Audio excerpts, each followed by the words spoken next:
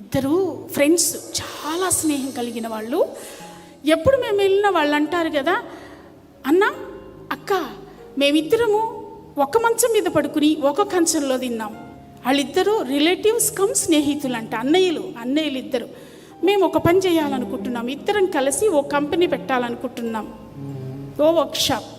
అమ్మో బాబాయ్, వర్క్షాప్ ఇద్దరు కలిసి పెడతారంటూనే కొంచెం పాస్టర్ గారికి తలంపు వచ్చి, అయ్యా కొంచెం ఆలోచించండి, ఈ డబ్బు గొడవ కదా, మధ్యలో ఏమైనా తేడాలు వస్తాయేమో, మీ స్నేహం కట్ అయిపోతేమో, మరి ఏమైపోద్దో ఏమో పరిస్థితి, వద్దులే ఎవరిది వాళ్ళు చేసుకోండి అని అంటే, లేదు ఏంటన్నా మాది ఒకే మంచం ఒకే కంచం, అసలు మా మధ్యలో విభేదాలా, అసలు అటువంటి ఆలోచన కూడా మీకు రాకూడదన్నా, మేమంతా ఐక్యం.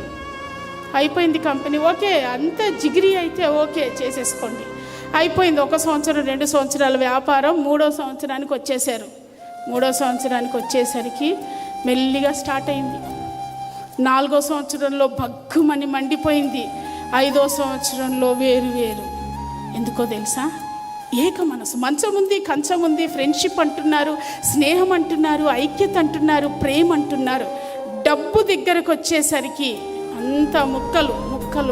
దేవుని బిడ్డ, డబ్బు మన ఐక్యతను నష్టపరుస్తుందని గుర్తు చేసుకోండి. డబ్బు ఆస్తి పాస్తులు కాదు, ప్రేమ స్వచ్ఛమైనదై ఉండాలి.